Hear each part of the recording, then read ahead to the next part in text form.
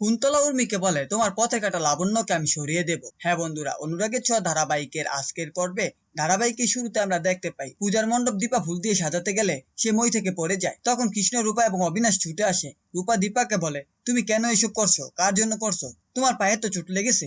তখন দীপা বলে, আমার কিছু হয়নি, এমনই একটু লেগেছে, পরে ঠিক হয়ে যাবে।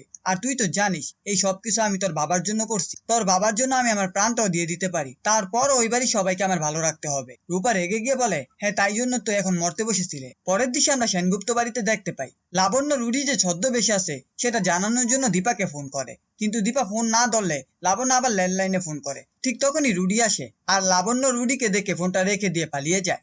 এদিকে রুডি ফোন কানে ধরে দীপার গলার আওয়াজ পায় এবং বলে, পাকা বুড়ি দেখছে অনেক পাকা হয়ে গেছে, সব কথা দীপাকে বলে দেবে। পরবর্তীতে আমরা দেখতে পাই রান্নাঘরে উর্মি রান্না করছে। কুন্তলা এসে বলে, চারু এ বাড়িতে এসেছে, মনে হচ্ছে সূর্য এবং চারুর মধ্যে অনেক ঘনিষ্ঠ সম্পর্ক ছিল। উর্মি বলে, আপনি কি বলতে চাইছেন? কুন্তলা বলে, আমি যা বলতে চাইছি হয়তো তুমি বুঝতে পেরেছো, যদি কাজটা করতে পারো তাহলে তোমার পথের কাটা লাবণ্যকে আমি সরিয়ে দেব। উর্মি জিজ্ঞাসা করে, আপনি কি লাবণ্যকে মেরে ফেলতে চাইছেন? কুন্তলা উত্তর দেয়, আমি সেটা কখনোই বলিনি, তোমার মতো কোনো হোমে বা অনাথ আশ্রমে রেখে আসবো। এদিকে কুন্তলা মনে মনে বলে, তুমি যে মাথা মোটা, তোমাকে দিয়ে কাউকে মেরে ফেলা কখনোই সম্ভব না, তুমি সব সময় নিজের দিকটাই ভাবো, আর তোমাকে দিয়েই আমি আমার কাজটা হাসিল করব। এরপর দেখা যায় ড্রয়িং রুমে সবাই খাবার টেবিলে বসে আছে। উর্মি চারুকে বলে, তুমি আর দাদা ভাইয়ের তো অনেক ভালো সম্পর্ক, তোমাদের দুজনের বিয়ে দিলে কেমন হয়? জয় বলে, এসব কি বলছো উর্মি, দাদা ভাই বিবাহিত আর তুমি তাকে বিয়ে দেবে? সোনা বলে, কাকাই, বাবা যে বিবাহিত তার কোনো মানে আছে?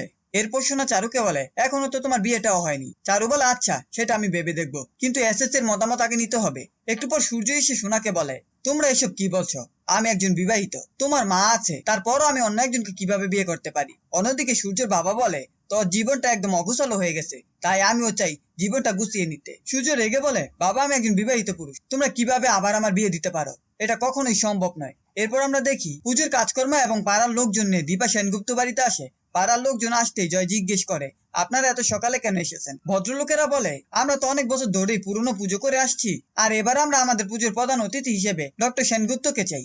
উর্মি বলে, দাদাই তো খুব অসুস্থ, উনি ওখানে কিভাবে যাবেন? ভদ্রলোকেরা উত্তর দেয়, আমরা তো ওনার নামে কাজ ছাপিয়ে ফেলেছি, লোকজন নিমন্ত্রণ করা হয়ে গেছে, প্লিজ আমাদের ফিরিয়ে দিবেন না। সূর্য কাজ ছাপানো দেখে মনে মনে বলে, অনেকদিন পর আমার নামটা কোথাও লেখা দেখলাম। তারপর সূর্য বলে, আমি আপনাদের পুজোতে যাব।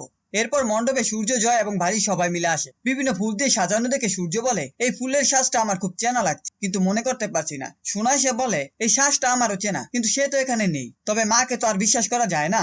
অন্যদিকে আমরা দেখি সূর্য এবং বাকিদের মঞ্চে যাওয়ার জন্য ঘোষণা করা হয়। সূর্য মঞ্চে গেলে সবাই তাকে ফুল দিয়ে বরণ করে এবং কিছু বলার জন্য অনুরোধ করে। সূর্য সবার সামনে বলে, আমি অনেকদিন ধরে অসুস্থ, অনেক কথা মনে পড়ে না, আমি সবকিছু ডায়েরিতে লিখে রাখি, তবে আমি যে একজন সার্জন ডাক্তার ছিলাম সেটা এখনো মনে আছে। দীপা সূর্যকে সব কথা মনে করানোর জন্য মাইকে ঘোষণা করে, আপনি অনেক মানুষকে বাঁচানোর জন্য অনেক জায়গায় হাসপাতাল তৈরি করেছিলেন, যাতে তারা বিনা খরচে চিকিৎসা পায়। দীপার ঘোষণা শুনে সূর্য এবং বাকিরা অবাক হয়। সূর্য বলে, আওয়াজটা আমার খুব চেনা।